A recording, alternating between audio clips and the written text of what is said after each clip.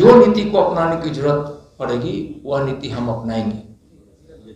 जयराम नरेश है, वो कह रहे हैं कि राहुल गांधी के भारत जोड़ो यात्रा से जो लोग जुड़ रहे हैं उनको आईडी पूछताछ करेंगे। देखिए, यह बिल्कुल गलत है।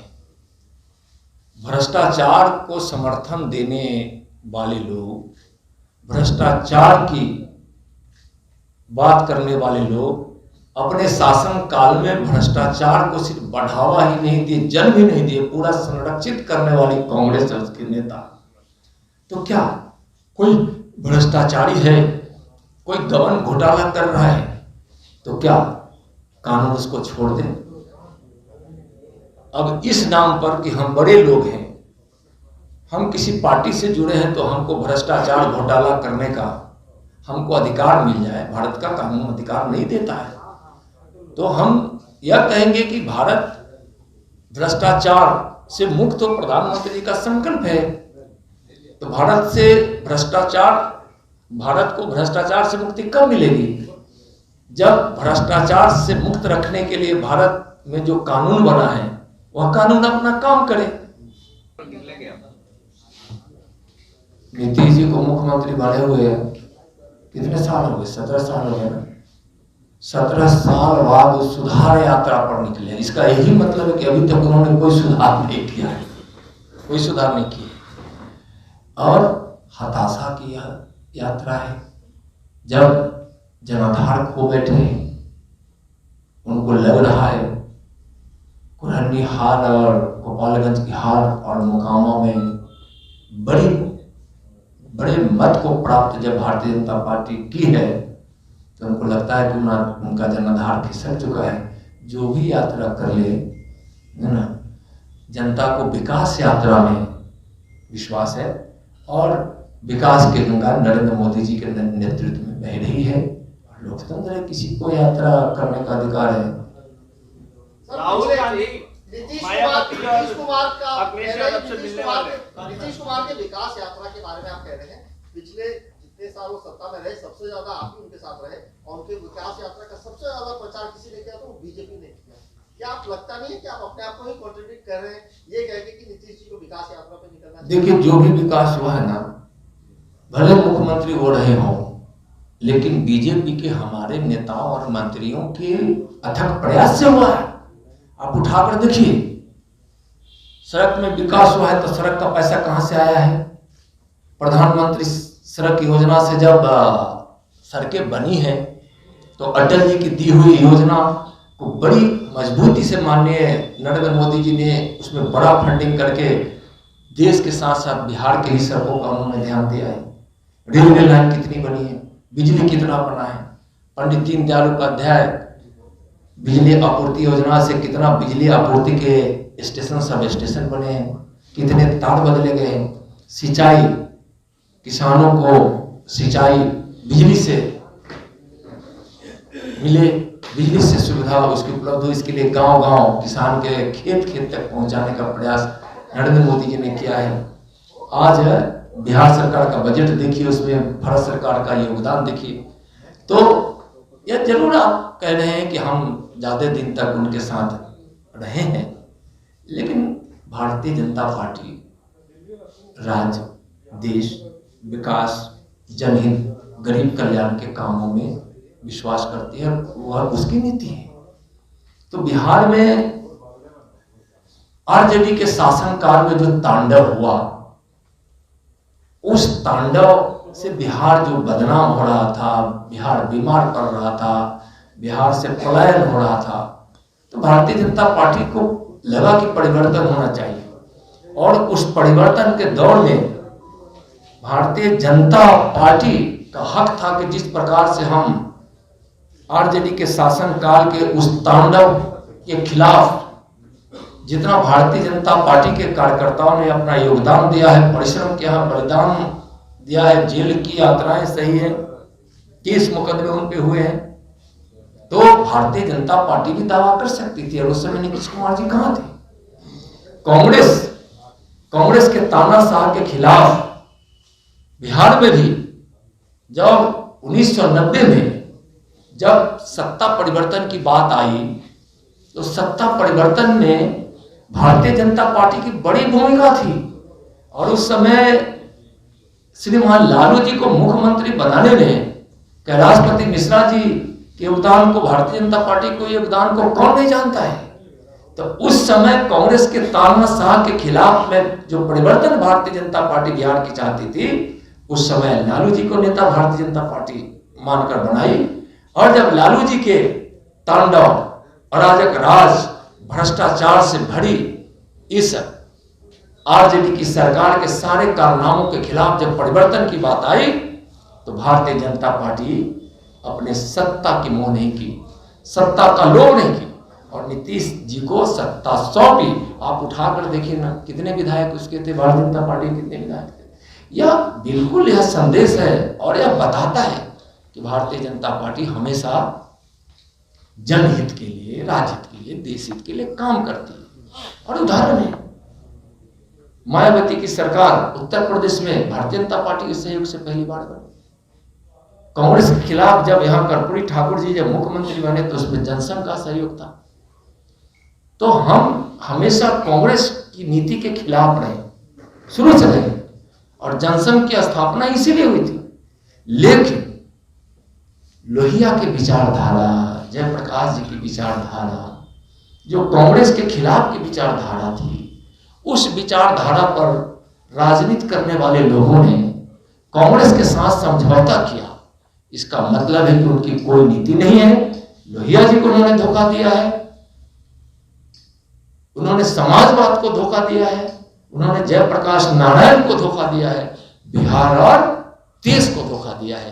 तो यह लोगों के द्वारा किए गए कारनामों और उनके इतिहास के पन्नों को उलटिए तो पता चलेगा कि कौन क्या चाहता है।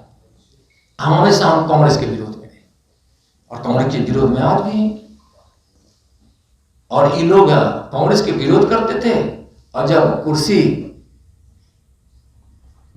की बात आती थी तो कांग्रेस से समझौता कर लेते थे। उसी तरह से आज सत्ता में बरकरार रहने के लिए तुष्टीकरण की नीति को अपनाकर बड़ा गर्व करते हैं कि मैं तुष्टीकरण कर रहा हूं। तुष्टीकरण को ही धर्मनिरपेक्षता मानते हैं और भारत के स्वभाव में धर्मनिरपेक्षता है, लेकिन वास्तविक धर्मनिरपेक्षता सर्वधर्म समभाव का है, जो भारतीय जनता पार्टी की नीति में सभी धर्मों का हम सम्मान करते हैं, लेकिन तुष्टीकरण नहीं करते। वैसी नीति कोई नहीं भारतीय जनता पार्टी अपनाती है जिससे देश को नुकसान हो, भारत की सामाजिक व्यवस्था को नुकसान हो, भारत की संस्कृति और संस्कार को नुकसान हो, भारत के गौरव को नुकसान हो। और दुनिया में भारत की जीवन पद्धति को पहले भी लोग सह रहे थे और आज भी सह रहे हैं। और हाँ, भारतीय जीवन पद्धति के मूल भाव में क्या है यह हम सब जानते हैं। तो भारतीय जनता पार्टी वास्तव में भारत के गौरव पर गर्व करते हुए भारत को पुनः माननीय प्रधानमंत्री जी के नेतृत्व में, जो दुनिया के सबसे लोकप्रिय नेता हमारे आदरणीय नरेंद्र मोदी जी हैं, विश्व गुरु भारत बने, इस तरह काम चल रहा है। और जब विश्व गुरु बनने का मतलब यह है कि हमारे जो पुरातन विचारों में बंधुत्व का, भाईचारा का, शांति का संदेश, और अभी आप प्रधानमंत्री जी के कई उद्बोधन में सुने होंगे, वन वर्ल्ड वन फैमिली। और जब हम वन वर्ल्ड और वन फैमिली की बात करते हैं तो हम सबका विचार करते हैं, सबका सम्मान करते हैं, चाहे किसी भी धर्म के लोग हों, चाहे जिस भी देश के रहने वाले हों। तो भारतीय जनता पार्टी के मूल विचार में यह है। और यह बहुत इस देश का सौभाग्य है कि माननीय प्रधानमंत्री आदरणीय नरेंद्र मोदी जी भारत के उस खोए हुए या गौरव पर धूल जो पड़ा था उसको बिल्कुल साफ सुथरा कर, उस गौरव पर गर्व करते हुए भारत को आत्मनिर्भर बनाने के संकल्प के साथ बढ़ रहे हैं। और उस आत्मनिर्भरता का लक्ष्य है कि 2047 में जब भारत इस अमृत काल के अंतिम पैदान पर की स्वतंत्रता का 100वां वर्ष होगा, उस समय दुनिया में प्रति व्यक्ति आय सबसे ज्यादा भारतीयों का इस लक्ष्य से काम कर रहे हैं। क्या कुछ तैयारी है केंद्र सरकार की? कैसे पूरी तैयारी है, और वह तैयारी सिर्फ कोरोना के अंदेशे को देखकर नहीं है। जिस समय कोरोना दुनिया में फैल रही थी, भारत में जब उसका आगमन भी नहीं हुआ था, उस समय से माननीय नरेंद्र मोदी जी के नेतृत्व में भारत कई महत्वपूर्ण कदम उठाए, और यही कारण है कि कोविड जैसे महामारी को हम बहुत हद तक पराजित किए और सफलता प्राप्त किए। उसमें नरेंद्र मोदी जी के नीति कामयाब हुई। भारत ने वैक्सीन बनाया, दुनिया का सबसे बड़ा वैक्सीनेशन अभियान सफलतापूर्वक भारत में चला और चल भी रहा है। दुनिया मानती है कि भारत ने जो कोविड का वैक्सीन बनाया वो बहुत प्रभावी है, और उस समय से लेकर अभी तक, यानी कि जब से कोविड महामारी प्रारंभ हुआ उस समय से लेकर अभी तक भारत सरकार माननीय नरेंद्र मोदी जी के नेतृत्व में सजग रही है और हर प्रकार से अपनी तैयारी कर रखी है कि अगर वैसी स्थिति भारत में आती है तो हम उसका मुकाबला कर सके, हम उस पर विजय हासिल कर सके, कोविड को पराजित कर सके, और उस पर जितनी जितनी संभावनाएं, जितनी चीजों की जरूरत पड़ सकती है, भारत आज उस चीज को प्राप्त कर रखा है। भारत सक्षम है कोविड की लड़ाई लड़कर उसको पराजित करना। सर 7 जनवरी से कार्ड सेशन जो जातीय जनगणना की बात हो रही है वो 7 जनवरी से शुरू हो रही है, क्या रिएक्शन? देखिए, भारत के संविधान ने अभी तक जातीय जनगणना नहीं कराया है, और जो राज्य जातीय जनगणना कराने की बात करता है उसको केंद्र सरकार रोक भी नहीं रही, केंद्र सरकार रोक नहीं रही। लेकिन भारत के संविधान ने जो शुरू से प्रारंभ से ही जो व्यवस्था की है उसके आधार पर जातीय जनगणना उस संविधान के रूल्स के मुताबिक अभी तक स्थापित नहीं हुआ है।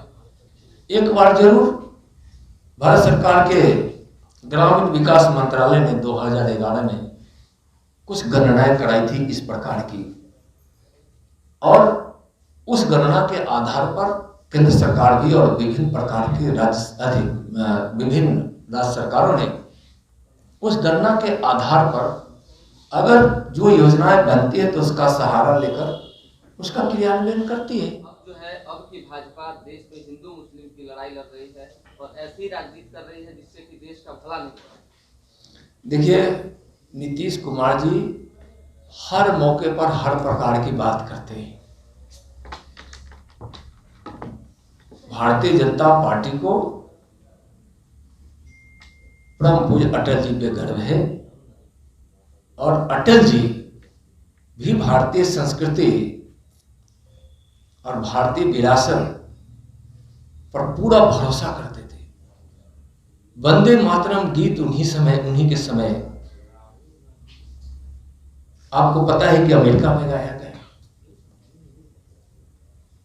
उसी समय भारतीय संस्कृति का जो भारतीय विकास में सहायक भी है उसकी बात अटल जी हमेशा कहा करते थे। अटल जी की 5 कविताओं को पढ़ लेंगे तब नीतीश जी को समझ आएगा कि अटल जी की भावनाएं क्या थी। पेपर लीक का मामला सर, एक सवाल आपको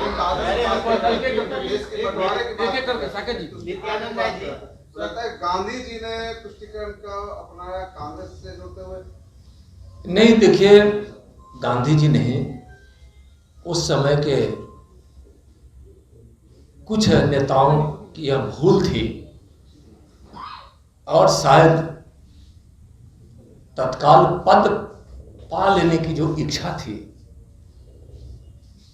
जो नेता एक हिंदुस्तान में स्थापित हुए, एक नेता पाकिस्तान में स्थापित हुए, और उन दोनों की तुष्टीकरण के कारण एक वातावरण बना, और बंगाल में जो उपद्रव हुआ था उसको ओझल करते हुए देश की मन स्थिति को लोग समझा नहीं। कुछ लोगों ने पद की लोलुपता और अति शीघ्रता के लिए देश के बंटवारा की नींव डालती। राहुल गांधी ने ये कहा है, एक मिनट, राहुल गांधी ने ये कहा है कि अब्दुल बारी सिद्दीकी का आरोप है कि भारत में और खास करके बिहार में अब अल्पसंख्यकों का रहना मुश्किल है। केंद्रीय गृह राज्य मंत्री हैं आप, समूचे देश के लॉ एंड ऑर्डर और आदमी के नागरिक की सुरक्षा की जिम्मेदारी आप पर भी है। अब्दुल बारी सिद्दीकी जैसे नेता का यह बयान किस रूप में आप देखिए, बिल्कुल उनका बयान गलत था। और आप कह रहे हैं कि आप भारत के गृह राज्य मंत्री भी हैं।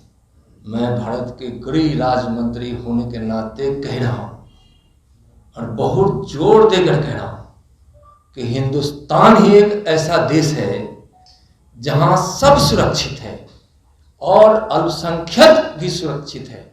और जिसकी बात वो कर रहे हैं, जिस अल्पसंख्यक की, वह दुनिया के किसी देश से सबसे ज्यादा भारत में सुरक्षित है और उनकी सुरक्षा केंद्र की सरकार की नीति भी है।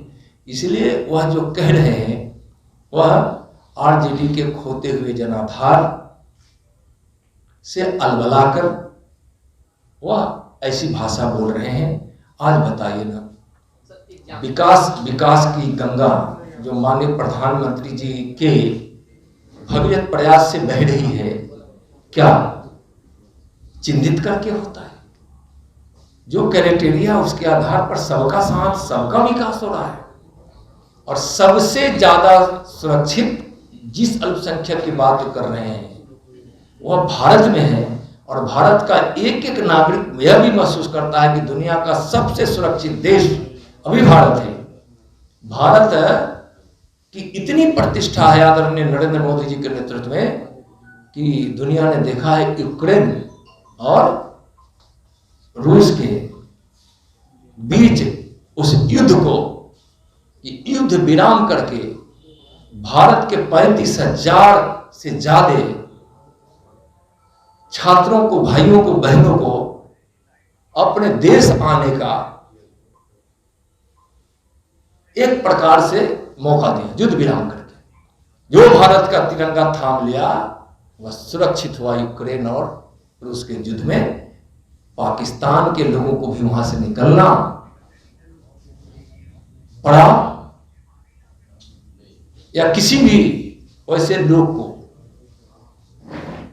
तो वह भारत का नाम लेकर ही वहां से बाहर निकला। और वह 2 दिन का माननीय प्रधानमंत्री जी के आग्रह पर जो यूक्रेन और रूस ने जो इस युद्ध को विराम दिया था, यह बताता है कि आज माननीय नरेंद्र मोदी जी के नेतृत्व में भारतीय दुनिया में भी सुरक्षित है और भारत में रहने वाला भारत का हर नागरिक सुरक्षित है। टिप्पणियां उन्होंने की है कांग्रेस के लोगों ने, और जो टिप्पणी है उसका कई टिप्पणियां हैं। अगर आपके ध्यान में जिस टिप्पणी को आप चिन्हित करके हमसे प्रश्न किया, जरा उसको कहें तो ज्यादा बढ़िया होगा। हाँ बिल्कुल, गौरव पाणी ने कहा था कि ये वही अटल जी हैं जिनके ऊपर तरह तरह के आरोप हैं, इंक्लूडिंग बाबरी मस्जिद के लिए मोबिलाइजेशन करने का काम। अरे भाई, भारत की विरासत में बाबरी मस्जिद नहीं है, भारत की विरासत में राम जन्मभूमि है। और बाबरी मस्जिद राम जन्मभूमि पर मंदिर को तोड़कर, हम लोग बिहार के लोग रहने वाले हैं, बिहार के रहने वाले लोग हैं, हम भारत के रहने वाले लोग हैं। हम लोग सीता मैया के रसोईया को भी तोड़ा गया था, भगवान श्री राम के जन्मभूमि पर बने गर्भगृह से लेके मंदिर तक भी तोड़ा गया था। और बाबर ने जो वहां ढांचा खड़ा किया था वह क्या न्यायपूर्ण था? अन्याय किया था, अतिक्रमण किया था, पाप किया था बाबर ने। उस ढांचे को ढाकर वहां राम जन्मभूमि का मंदिर बन रहा है और उस पर अटल जी को गर्व था कि भगवान के राम जन्मभूमि पर मंदिर बने। और भारतीय जनता पार्टी की इच्छा रही है और इस देश की इच्छा रही है कि भव्य मंदिर बने। और आज माननीय प्रधानमंत्री जी इस देश के और दुनिया के सबसे लोकप्रिय नेता हैं, उनके इस कार्यकाल में भगवान श्री राम के जन्मभूमि अयोध्या पर भव्य मंदिर का निर्माण हो रहा है। यह हर भारतीयों के लिए गर्व की बात है। बिहार में पेपर लीक के मामले बहुत सामने आ रहे हैं, राजनीति का कितना बड़ा फेलियर है? पूरी तरह से फैली हो रहे हैं, पेपर लीक हो रहे हैं, शराब का नकली धंधा हो रहा है, जहरीली शराब बन रही है। जहरीली शराब बनाने में यहाँ के सरकार के, यहाँ के प्रशासन के, यहाँ की पार्टियां जो सत्ता में है उनके नेता इसमें सम्मिलित हैं। पेपर लीक हो रहा है, हत्याएं हो रही है, माँ बहनों के साथ बलात्कार हो रहा है, डकैती हो रही है, चोरी हो रही है, लूट हो रहा है। सारी की सारी अव्यवस्थाएं, अत्याचार, कानून तोड़ने वाला काम बिहार में हो रहा है। देखिए जनता क्या कहती है कि जहां जहां भारतीय जनता पार्टी की सरकार है वहां वहां विकास हो रहा है, वहां सुशासन है, वहां भ्रष्टाचार नहीं है। और जहां जहां देश की सीमाओं पर भारतीय जनता पार्टी की सरकार है वहां सीमा की सुरक्षा में भी और सीमा पार से होने वाले किसी भी प्रकार के तस्करी हो या किसी प्रकार की कार्रवाई हो, वहां राज्य सरकार वहां बड़ी तत्परता से देश नीति, राष्ट्र नीति के साथ राज्य सरकार भी काम करती है। लेकिन बिहार की सरकार देखिए क्या करती है, तुष्टिकरण की नीति के लिए क्या है किशनगंज में रावण देखिए क्या है। कश्मीर को एक देश नीतीश जी और तेजस्वी जी की सरकार में बता देना, क्या बिहार नहीं देख रहा है, देश नहीं देख रहा है। इसलिए भारतीय जनता पार्टी की जहां जहां सरकार है वहां विकास है, न्याय है।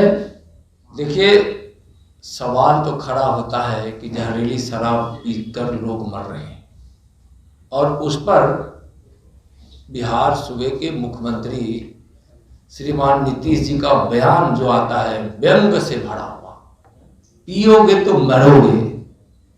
सवाल नीतीश कुमार जी के बयानों पर है। जहां तक राष्ट्रीय मानव अधिकार आयोग की बात है, आखिर संस्था बनी है जहां मानवाधिकार का उल्लंघन होगा, वह स्वतंत्र संस्थाएं हैं, खुद संज्ञान लेती है।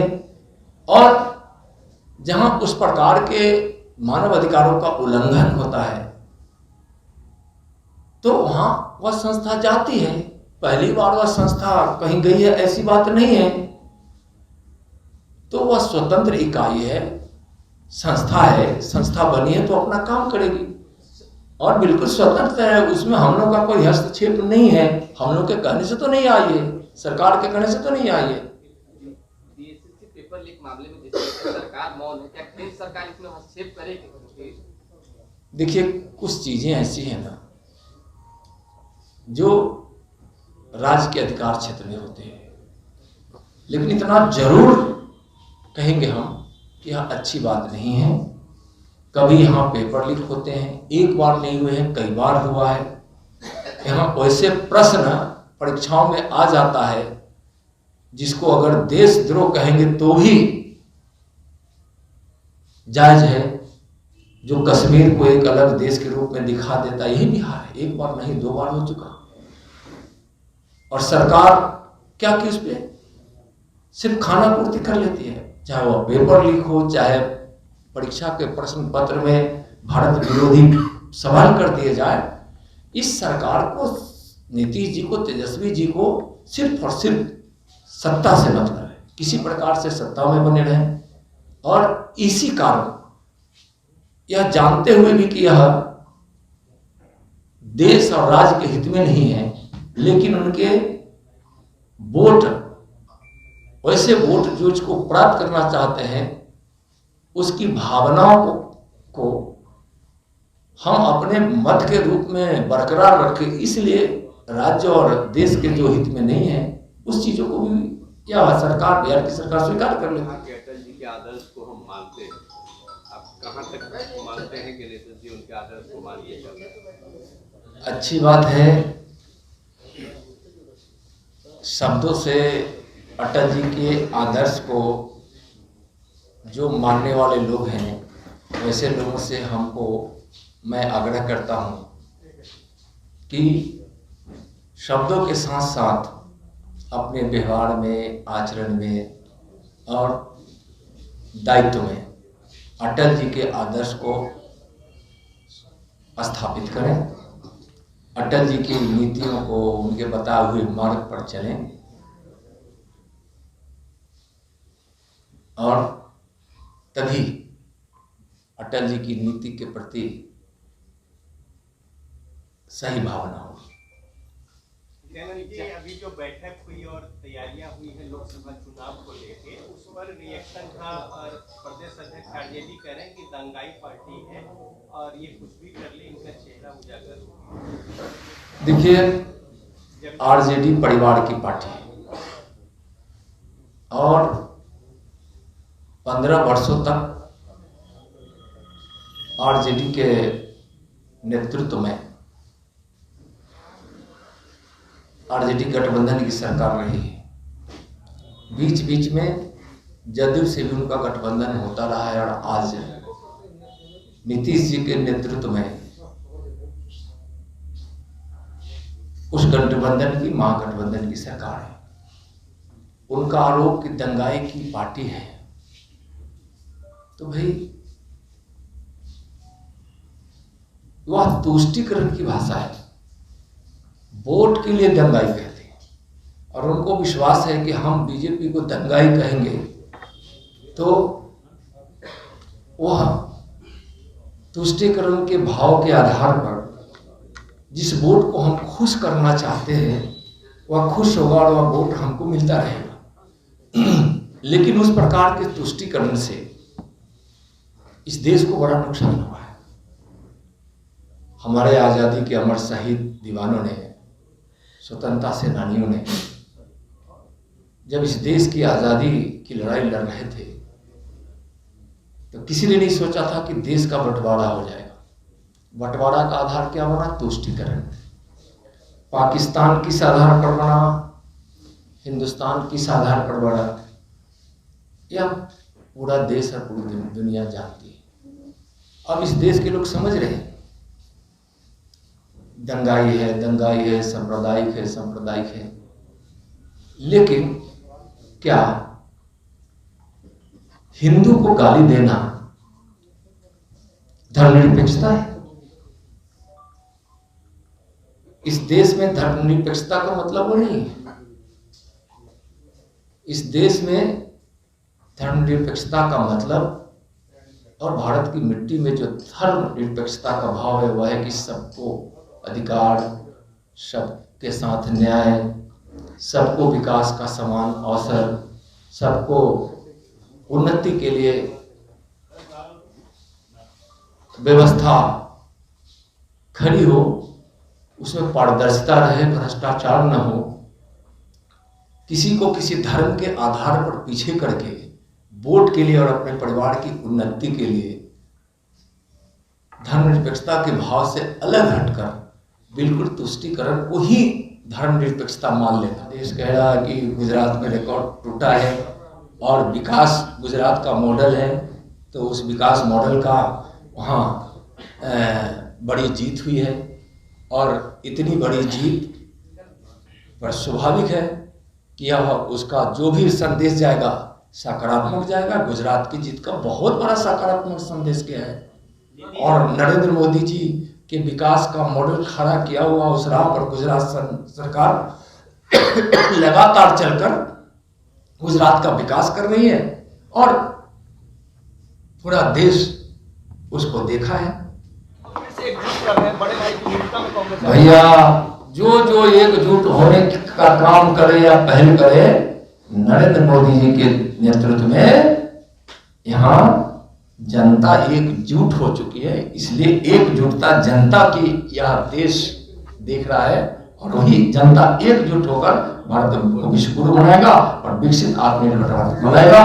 माननीय प्रधानमंत्री जी के नेतृत्व। लोकसभा चुनाव की दुगुनी बच चुकी है। नीतीश कुमार ने एक मंच से कहा भाजपा को 5 सीटों पर सिमटा देंगे अगर सभी लोग एकजुट हो गए सही से। 5 सीट पर भाजपा को सिमटा देंगे बिहार में हाँ, उनका सुपड़ा साफ कर देंगे बिहार में, सुपड़ा। और हम ऐसा इतिहास दोहराएंगे जो शायद उन लोगों को शायद उन लोगों को कहीं भी जीतने के लिए कोई सीट दिखाई नहीं पड़ेगा। धन्यवाद।